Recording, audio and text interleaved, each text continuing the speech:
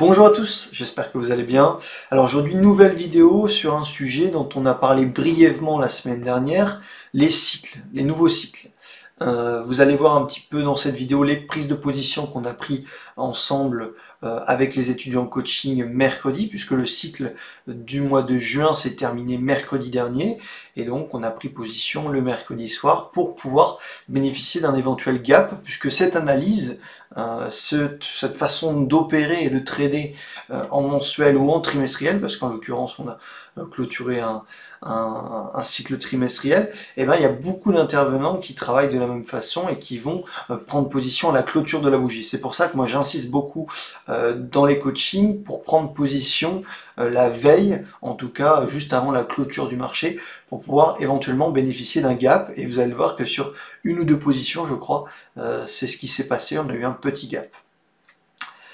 Les marchés sont cycliques, il y a des rotations perpétuelles sur les marchés financiers, que ce soit par secteur, par pays. Vous le savez un petit peu comment je fonctionne maintenant, c'est ça que j'essaye d'observer et de travailler. Et en ce moment, c'est le secteur du pétrole qui performe le plus. En tout cas, j'ai pu observer et on a pris position sur beaucoup d'actifs qui sont liés de loin ou de près au pétrole.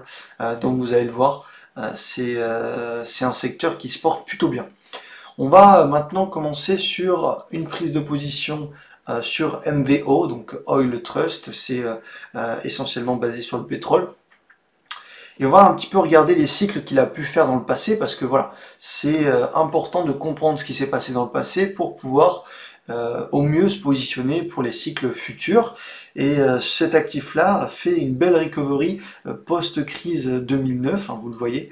Donc c'est ce qu'on a pu observer en général sur tous les actifs liés de loin ou de près au pétrole. Donc un joli cycle mensuel qui démarre sa phase 2 exactement ici en mars 2010 pour une performance, si on prenait position ici, de 87% en un an et 4 mois, et puis en un an on avait à peu près 75%.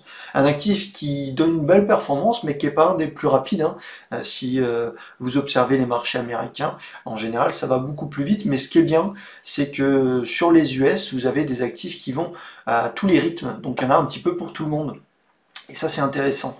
S'en est suivi on va dire, un actif qui a déplu au marché et qui a refait un nouveau cycle post-crise 2016 en 2018 sur cette bougie mensuelle qui a fait au plus haut 66% sur 10 mois.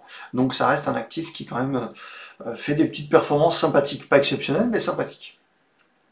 Alors, où est-ce que je me suis positionné la semaine dernière, mercredi dernier exactement? C'est à la clôture de cette bougie-là. Effectivement, j'avais raté le cycle mensuel ici, mais voilà, quand on est dans un cycle, ça dure pas qu'un mois, ça dure quelques mois, à minima peut-être un an, donc on peut être en retard éventuellement d'un mois si on a des convictions, si le mouvement est solide, s'il y a de l'énergie, etc. Et donc je me suis positionné sur cette bougie ici, et on est déjà à plus 10% je crois, hein. On fera attention aux chiffres ronds des 10 $, mais le but étant de travailler un cycle pour aller chercher un minima les 12. Hein. On verra comment se comporte l'actif. Celui qui s'est positionné éventuellement sur cette bougie-là est déjà à plus 43%. C'est là où vraiment le timing il est important quand même pour mettre toutes les chances de notre côté et avoir le plus de performance possible avec un stop loss efficace évidemment. Donc ça c'est un actif que j'ai pris en portefeuille avec les étudiants. On peut aller voir un autre actif portugais cette fois, qui était complètement dans le déclin depuis 2008, hein, depuis je pense sa création, en tout cas la cotation sur Real Time. Ça n'a pas plu, hein, vraiment un actif qui a été décoté, et puis il revient au devant de la scène depuis quelques mois, on va dire depuis le 2017. Il y a eu une première accélération qui a été proposée par le marché. Sur un an, on faisait à peu près 60%, ce qui n'est pas non plus négligeable. Mais voilà, là il y a un petit peu plus d'énergie, une belle phase 2, donc j'ai décidé de prendre position, pourquoi pas aller chercher les 1 euro, l'actif. Vous voyez que là, ce qui est intéressant de se positionner à la clôture de la bougie juste avant la clôture, c'est de bénéficier d'un éventuel gap. Là, la performance que je suis en train de faire en cours sur cet actif-là, elle est uniquement due au gap qui a été proposé le lendemain, donc jeudi dernier, et donc on est déjà à plus 5% sur cet actif, et le but ça va être peut-être d'aller capter 30 ou peut-être aller chercher les 1 euro. On va voir, cet actif-là est bien parti pour le moment, on est sur un cycle mensuel, il faut savoir être patient, ne pas sortir de position si le scénario n'est pas invalidé. Et pour le moment, bah, ça se déroule plutôt bien. C'est pas un actif qui va très vite, pas très liquide, hein, vous le voyez en mensuel. Hein. Il n'y a pas, et quoi, il y a 1 million d'échanges, c'est pas énorme. Mais bon, il n'empêche que c'est un actif qui tend à s'apprécier. En tout cas, c'est ce qu'il nous montre. Pareil, pour PBT, c'est un actif qui est axé sur le pétrole, encore une fois, avec des cycles après la crise qui ont été assez clairs, hein, 2008-2009, et puis on se reprend. Et ça fait un petit moment qu'il n'a pas proposé de cycle mensuel, il en avait proposé un ici en 2017, donc grosso modo max 26% et 17%. Donc sur ce cycle-là, on n'aurait pas fait une grosse performance, ou alors on serait stoppé flat, il faut être réaliste, 17% c'est pas énorme. Par contre là il revient un petit peu au devant de la scène avec une belle phase 2, une belle énergie, donc ben voilà, c'est un actif que j'ai pris en portefeuille. Pour l'instant on est légèrement en dessous de notre point d'entrée, mais prendre des profits aux alentours des 7,60 serait intéressant, et après pourquoi pas surfer sur une vague allant chercher les 10 $. On va voir comment se comporte cet actif, on est au début d'un cycle. Ah, j'ai oublié de vous montrer un petit peu le trimestriel. Voilà, on a une belle bougie trimestrielle. Je peux vous montrer Martifère. Martifère, c'est pareil, on a un double signal, donc une double phase 2 et mensuelle trimestrielle, donc ça c'est plutôt intéressant. Et pareil sur MVO, ok. Donc plus vous avez de convergence de signaux, mieux c'est. IPR, donc on a une belle bougie trimestrielle, pas de phase 2, mais par contre en mensuel, vous allez le voir, on est en train d'amorcer un nouveau cycle. Alors ça c'est un actif qui est vraiment cyclique, vous le voyez ici, on a amorcé un cycle en mensuel de 71% sur 1 an et 4 mois à peu près.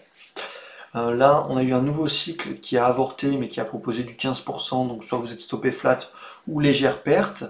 Pas de cycle, le second cycle qui est proposé par cet actif fait 212% à son maximum, donc on capte jamais 212%, hein, peut-être sur notre reliquat, mais c'est tout, sur une année. Et puis là, grosse phase de latéralisation, de décote pour cet actif depuis 2014, qui ne fait rien, et on a un retour des investisseurs sur cet actif-là depuis cette phase 2.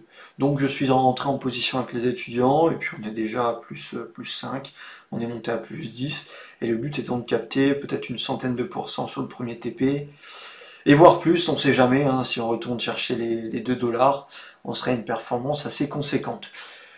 Le but dans cette stratégie de travailler des cycles, c'est de tenir nos positions. On va prendre quelques pertes quand les cycles avortent, et quand ça part bien, eh bien on va capter des 30, 40, 50, 60, 100, 200% éventuellement. Alors peut-être pas sur une taille position pleine, mais sur un reliquat à minima. Voilà. Donc un actif que j'ai pris en position, qui est pas mal en trimestriel mais qui déclenche pas de phase 2, et puis on a Sunrise, qui est pas mal sur l'énergie également, qui lance un petit cycle, donc on est déjà gagnant puisqu'on était rentré en hebdomadaire sur cet actif-là, on était rentré par là. Voilà, on va patienter, c'est plutôt bien amorcé, et on va surveiller ça. Et en trimestriel, voyons voir. En trimestriel, l'actif a pas trop d'historique, donc pas de bande de Bollinger. Et puis j'ai tenté un petit trade sur de la santé, donc Castlight, qui lance un nouveau cycle mensuel avec de l'énergie, des gros volumes, 50-60 millions de volumes sur le mois précédent. Donc ça corrige un petit peu, mais je pense qu'on peut avoir une petite poussée haussière. En tout cas, il faut toujours mesurer notre risque, hein. Donc si on met notre stop là, ça fait une perte de 30%, c'est un peu conséquent. Plutôt 20% suffirait largement pour avorter le cycle. Et puis voilà, on va essayer de surfer sur une vague éventuelle, aller chercher les 4 et 5.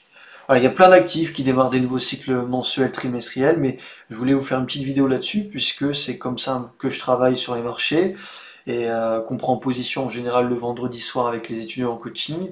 En l'occurrence, le mois s'est terminé mercredi, donc on a pris position le mercredi, mais voilà.